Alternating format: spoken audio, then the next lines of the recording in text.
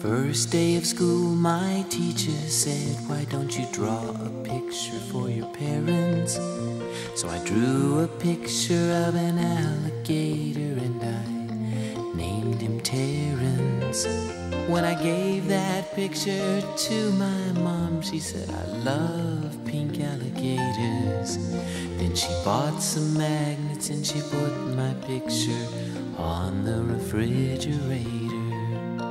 And she said she put it there so that everyone would see how much she liked my picture and how proud she is of me.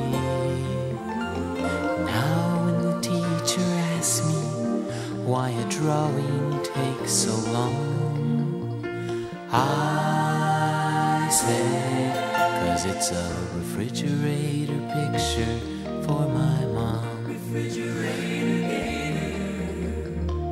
Refrigerator picture for my mom.